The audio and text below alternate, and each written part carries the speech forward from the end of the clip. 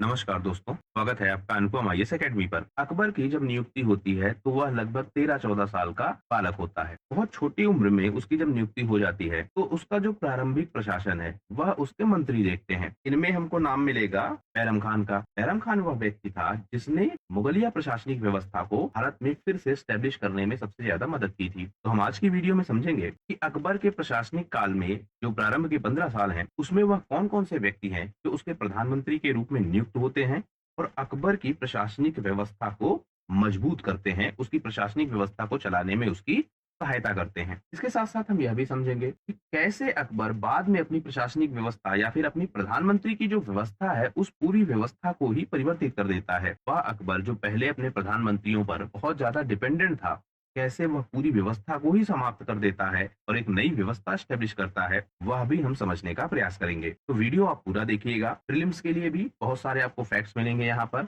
इसके साथ-साथ मेंस में अकबर की प्रशासनिक व्यवस्था से संबंधित जो प्रश्न आते हैं, उसके लिए भी आपको बहुत सारा मटेरियल मिलेगा। हम देखते हैं 1556 से लेकर 1573 तक का काल। इस समय जो अकबर का जीवन है, वह जीवन काफी कठिनाइयों से गुजर रहा था। क्यों? एक तो वह छोटा था, उसकी उम्र काफी कम थी और जब उसकी उम्र कम थी तो उसे अपने प्रशासनिक अधिकारियों पर डिपेंडेंट होना था। इसमें सबसे फेमस था बैरम खान, दूसरा प्रमुख महामनगा, जिन्होंने अकबर का पालन पोषण किया था। तो यह लोग अकबर की सहायता करते थे और इनकी सहायता से अकबर अपनी प्रशासनिक व्यवस्था को चलाता था। तो प्रारंभ का जो काल है अकबर का, स्पेशली उसके प्रारंभ के 15 साल, वहां पर वह इन प्रशासनिक अधिकारियों पर या अपने वजीरों पर ही डिपेंडेंट था। यह लोग उसकी सहायता करते थे और उसी के हिसाब से प्रशासनिक व्यवस्था चलती थी। कुछ लोग यह भी कहते हैं कि वास्तव में जो प्रशासक था वह यही वजीर हुआ करते थे। अकबर केवल नाम मात्र का प्रशासक था, वास्तव में जो नियम कानून बनने हैं, इस तरह से जो प्रशासनिक व्यवस्था चलनी है, वह सारा कामकाज यह वजीर देखते थे। अकबर जब बड़ा हुआ तो धीरे धीरे उसने क्या किया, प्रशासनिक व्यवस्था को अपने कंट्रोल में लेने की कोशिश की और जब प्रशासनिक व्यवस्था अकबर के कंट्रोल में आने लगी तो धीरे धीरे जो यह वजीर हैं, इनकी जो इम्पोर्टेंस है वह लगातार घटती रही। तो सबसे पहले जो सबसे फेमस वजीर है उसको हम देखते हैं, उसका नाम है बैरम खान। बैरम खान वही व्यक्ति है जो हुमायूं के साथ भी लगा था, हुमायूं के साथ इधर उधर यह भी भटक रहा था। हुमायूं का जो ईरान में समझौता हुआ था वह भी इसी बैरम खान ने करवाया था, जिससे भारत में जो प्रशासनिक व्यवस्था स्थापित हुई मुगलों की, उस प्रशासनिक व्यवस्था को स्थापित करने में भी इसी बैरम खान की सबसे ज्यादा भूमिका थी। और जब अकबर बादशाह बनता है तो अकबर को बादशाह भी किसने बनाया था? बैरम खान ने, क्योंकि एकदम से हुमायूं की मृत्यु हो गई थी। बैरम खान ही वह व्यक्ति था जो अकबर के प्रारंभ के सारे अभियानों को करता था। इसमें सबसे फेमस आपने देखा पानीपत का दूसरा युद्ध। वास्तव में अगर आप पानीपत के दूसरे युद्ध को देखेंगे तो अकबर की भूमिका बहुत सीमित नजर आती है। वास्तव में पूरा पानीपत का दूसरा युद्ध बैरम खान ने लड़ा है। उसके नेतृत्व में, उसके आदेशों पर, जिस तरह से उसने जो बताया उस हिसाब से यह युद्ध लड़ा गया और अंततः हेमू को मारा किसने? बैरम खान ने। अकबर तो हेमू को मारने के पक्ष में भी नहीं था, लेकिन बैरम खान ने ही हेमू को मारा भी था। तो यह पूरा घटनाक्रम है कि किस तरह से बैरम खान इतनी मजबूती के साथ आगे बढ़ता है। इसके पद का क्या नाम है? वकीले सल्तनत। और जब इसने अकबर को बादशाह बनाया था तो खुद को ही यह पद दिया था बैरम खान ने। बादशाह किसको घोषित किया था? अकबर को। किसने? बैरम खान ने। क्यों? क्योंकि एकदम से मृत्यु हो गई थी हुमायूं की और खुद को क्या पद दे दिया? प्रधानमंत्री का या फिर वकील सल्तनत का। जैसा मैंने अभी आपको बताया, यह एक शिया मुसलमान था और इसी कारण से यह ईरान से जाकर समझौता भी करवा पाता है। 13 वर्षीय अकबर को जब गद्दी दिलाई गई तो सबसे ज्यादा भूमिका इसी की थी।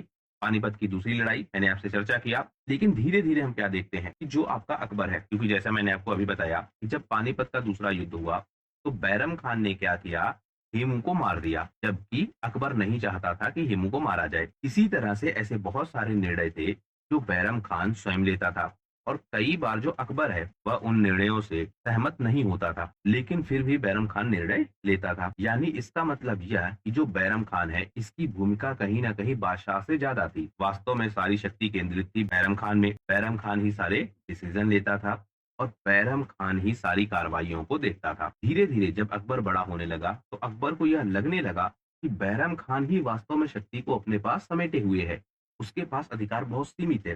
तो अकबर क्या करता है, धीरे धीरे अधिकारों को अपनी तरफ करने की कोशिश करता है। और इसी बीच जो अन्य ग्रुप हैं, जैसे मैंने आपको पिछली वीडियो में बताया था कि जो आपका मुगल दरबार है, उस मुगल दरबार में मुख्यतः 3 ग्रुप हैं। कौन कौन से 3 ग्रुप? एक है आपका शिया ग्रुप और इस ग्रुप को लीड कर रहा था बैरम खान। एक ग्रुप आपका है महामनगा का। महामनगा कौन है? अकबर की धाइमा, यह अलग से प्रशासनिक व्यवस्था चलाती हैं। एक आपका है नया प्रशासनिक वर्ग, तो यह चाहता है कि उसका शासन पर नियंत्रण हो। अब इसमें कौन-कौन है? इसमें आपके जो सुन्नी मुसलमान हैं, जो प्रशासनिक पदों पर हैं। इसमें आपके जो भारतीय राजा हैं, जो प्रशासनिक पदों पर हैं, इनका अधिकार क्षेत्र है। तो जो शक्तियों का बँटवारा है 3 अलग-अलग ग्रुपों में, यह तीनों ग्रुप एक दूसरे को पीछे करना चाहते हैं और चाहते हैं कि अकबर इन पर डिपेंडेंट हो, मतलब किसी एक ग्रुप पर अकबर डिपेंड हो, ऐसा यह चाहते हैं। धीरे-धीरे अकबर क्या करता है, इन तीनों ग्रुपों की जो शक्ति है, उस शक्ति को कम कर देता है।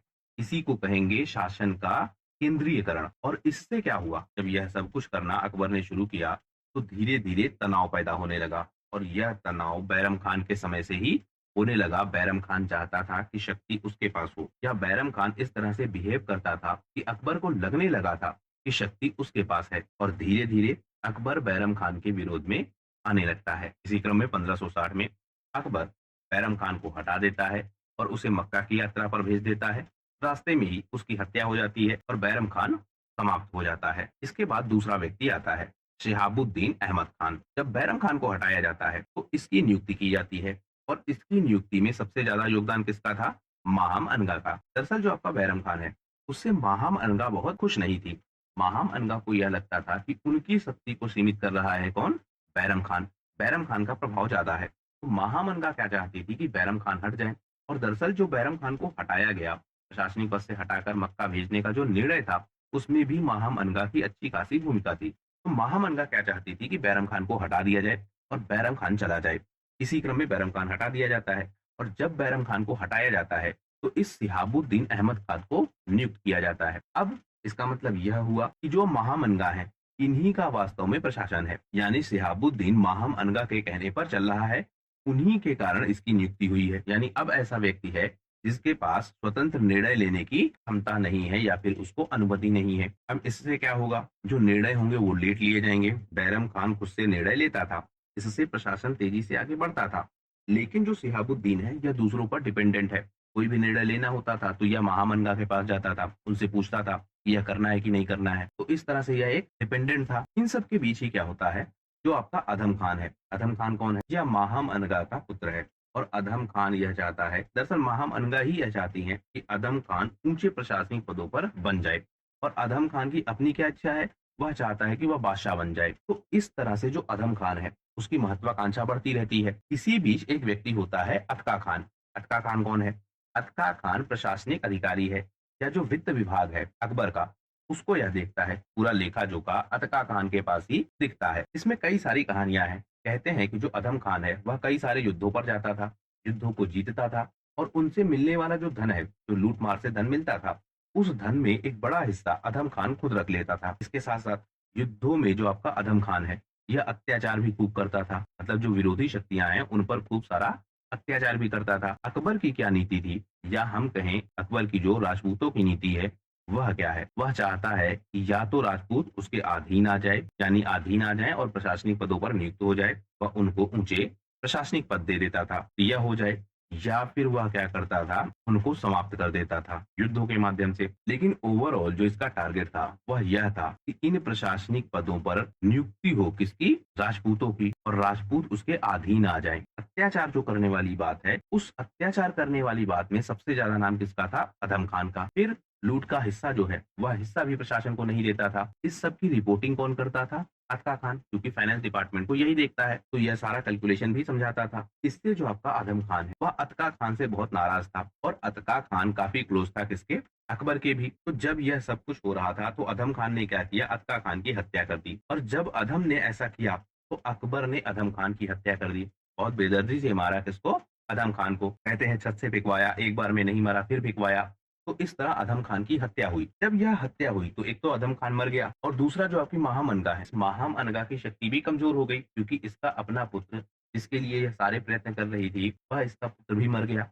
इससे जो आपका सिहाबुद्दीन, इसकी शक्ति भी कमजोर हो गई, तो माहम अनगा की शक्ति कमजोर हो गई। यानी जो दूसरा ग्रुप है, पहला ग्रुप था किसका? बैरम खान का, बैरम खान हट गया। दूसरा ग्रुप था किसका? माहम अनगा का और अधम खान का। यहाँ पर अधम खान को मार दिया किसने? अकबर ने। और अनगा की जो शक्ति है वह शक्ति भी धीरे धीरे कमजोर हो गई और इस सिहाबुद्दीन को हटा दिया गया। अब धीरे धीरे अकबर को यह समझ आने लगा था कि जो प्रशासनिक नियंत्रण है वह अकबर को अपने हाथों में लेना चाहिए। क्योंकि अकबर की धीरे-धीरे एज भी बढ़ रही थी, तो प्रशासनिक नियंत्रण अकबर ने अपने हाथों में लेना शुरू कर दिया और अब जो प्रशासनिक अधिकारी है, उसकी नियुक्ति एक वकील के रूप में की गई और अब वह एक प्रशासनिक अधिकारी था, यानी माहम अनगा और बैरम खान इस तरह से प्रशासन पर नियंत्रण बनाए थे, यानी कहीं न कहीं अकबर से ऊपर जाकर यह लोग डिसीजन लेते थे। अब वह काम क्या किया अकबर ने अपने हाथों में ले लिया। अब जो वज़ीर की नियुक्ति होगी, वह अकबर के नीचे होगी और अकबर के आदेशों के हिसाब से उस वज़ीर को चलना पड़ेगा। तो महामनगा का शासन भी हमने देखा 1562 से लेकर 1564 तक और इसको कहते हैं पेटीकोट शासन। यह भी आपको ध्यान रखना होगा। अदहम खान को यह आगे बढ़ाना चाहती थी। अदहम खान को यह चाहती थी कि ऊंचा प्रशासनिक पद मिल जाए, जबकि अदहम खान की अपनी इच्छा क्या थी? वह चाहता था कि बादशाह बन जाए। धीरे-धीरे यह टकराव बढ़ता रहा। अदम खान बहुत सारे गलत काम करता रहा, बहुत सारे युद्धों में अत्याचार करता रहा, बहुत सारी संपत्तियों को लूटता रहा और अंततः जाके जब उसने अतका खान की हत्या कर दी, तो अकबर ने फिर इसकी भी हत्या कर दी। माहम अनगा से जुड़ा एक प्रमुख तथ्य यह है कि माहम अनगा ने हैरुल मनाजिन नामक एक मदरसे का निर्माण किया था और यह मदरसा कहाँ है? दिल्ली में। यह तथ्य इंपॉर्टेंट है, शायद आपसे परीक्षा में पूछा जाए। इसके बाद हम देखते हैं कि बहादुर खान उज़्बेक को वजीर बनाया जाता है। यह कौन है? यह उज़्बेक जाति का एक अधिकारी है और जो उत्तर भारत का क्षेत्र है, खास करके जो इटावा का क्षेत्र है, कन्नौज का क्षेत्र है, उसके आसपास का क्षेत्र है, वहां के प्रशासनिक पदों को यह देख रहा था। तो इसकी वजीर के रूप में नियुक्ति होती है। लेकिन क्योंकि यह उज़्बेक है और जो आपके उज़्बेक हैं, उनका प्रभाव काफ़ी ज़्यादा था। यानी प्रशासनिक रूप से वह खुद को यह देखते थे कि वही प्रशासक हैं वास्तव में। तो जो समर्पण वाली बात है बादशाह के प्रति, वह उज़्बेकों में नहीं थी। और जब बहादुर खान की नियुक्ति होती है, तो वह भी ज़्यादा समर्पित नहीं होता है अकबर के प्रति। लेकिन वजीर के रूप में वह काम करता है क्योंकि उसका प्रभुत्व उत्तर भारत में काफ़ी ज़्यादा था और प्रारंभिक जो शासन है अकबर का, वह उत्तर भारत में ही ज़्यादा है। तो अकबर कोशिश करता है कि जो बहादुर खान है उसके माध्यम से उज़्बेकों को कंट्रोल करे और उज़्बेक क्या चाहते हैं? अपना स्वतंत्र शासन। इसी क्रम में यह विद्रोह करते हैं किसके खिलाफ? अकबर के खिलाफ। और आपको यह ध्यान रखना होगा कि सबसे पहला विद्रोह जो अकबर के खिलाफ हुआ था वह किसका था? उज़्बेकों का। और जब उज़्बेकों ने विद्रोह किया तो उसमें सबसे फेमस नाम किसका है? बहादुर खान का। यह वही बहादुर खान है जो वजीर के पद पर नियुक्त था। इसमें कुछ व्यक्ति और हैं जो इस बहादुर खान से मिलते हैं, जैसे इशाक खान और मोहम्मद खां बंगश। यह भी मिलते हैं उज़्बेकों के नेता के रूप में बहादुर खान से और यह सब मिलकर विद्रोह कर देते हैं अकबर के खिलाफ। पहली बार बहादुर खान को माफ किया गया। जब उसने विद्रोह किया तो अकबर ने विद्रोह को दबाया और विद्रोह को दबाने के बाद बहादुर खान ने माफी मांग ली, अकबर ने माफ कर दिया।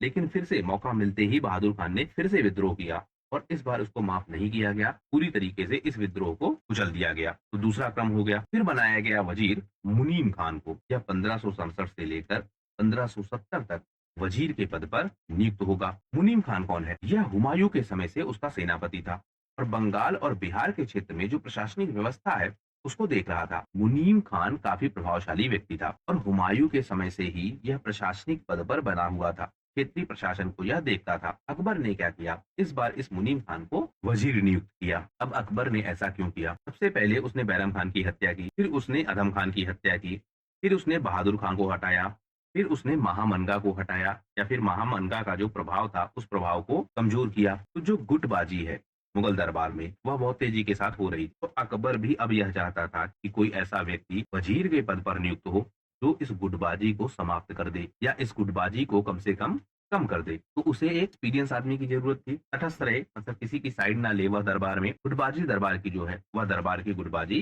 कम हो जाए। और तीसरा सबसे महत्वपूर्ण चीज कि वह सम्राट के आदेशों का पालन करे, यानी जो बादशाह है जो आदेश दे बादशाह उस चीज को वह समझे और उसी के हिसाब से वह चले, अपनी खुद की ना चलाए। तो जो पुरानी समस्याएं हैं, अब यह समस्या कहाँ है? जैसे बैरम खान है, यह खुद से चलाता है, मतलब जो निर्णय बैरम खान के हैं वही निर्णय बादशाह के हैं, इस तरह से यह दिखाता है। फिर जो अदम खान है या फिर महामनगा है, यह क्या करती हैं? गुटबाजी खूब करते हैं। फिर जो आपका बहादुर खान है, यह बादशाह के जो आदेश हैं उनको ही नहीं मानता है, यह खुद ही विद्रोह कर देता है। तो अब अकबर को इन सारी समस्याओं से निजात चाहिए था। धीरे धीरे आप देखेंगे अकबर समस्याओं से बाहर आने की कोशिश करेगा और अकबर यह चाहेगा कि उसका जो प्रशासन है वह स्थिर हो जाए। इसीलिए इसने मुनीम खान की नियुक्ति की थी। मुनीम खान 1567 से लेकर 1570 तक वजीर बना रहा, लेकिन धीरे धीरे जो केंद्रीकृत व्यवस्था है वह व्यवस्था बढ़ती रही, यानी अकबर ने धीरे धीरे अपना कंट्रोल बढ़ाना शुरू किया। बाद में इस मुनीम खान की मृत्यु हो जाती है, कहाँ? बंगाल के क्षेत्र में। अब अकबर ने क्या किया, यानी 1573 से लेकर 1605 तक अपने प्रशासन के पीक तक या फिर अपनी मृत्यु तक पूरी तरीके से सत्ता अपने हाथों में ले ली। जो आपके मंत्री हैं वह केवल सलाहकार के पदों पर रह गए, वजीर का जो पद है वह सीमित हो गया। अब सारे निर्णय अकबर स्वयं लेता। लेकिन इसमें बाद में अकबर ने बहुत सारे लोगों की नियुक्ति की जो बहुत महत्वपूर्ण है और जिन्होंने बहुत अच्छी भूमिका अदा की अकबर की प्रशासनिक व्यवस्था को मजबूत करने में। सबसे ज्यादा जो राजा टोडरमल है, जो इनके राजस्व मंत्री हैं, वह इनकी कृषि व्यवस्था को, इनकी आय के साधनों को, इनकी लेखा जोखा को, इन सब को बहुत मजबूत करते हैं। इसके साथ साथ अबुल फजल जो है वह इनके सलाहकार हैं, वह भी इनकी बहुत मदद करते हैं। फिर फैजी जो है, जो एक कवि हैं, एक दार्शनिक हैं और इनको सलाह देते हैं इनके पॉलिटिकल डिसीजंस पर, वह भी इनकी मदद करते हैं। मिर्जा अजीज कोका, यह भी इनके सलाहकार हैं।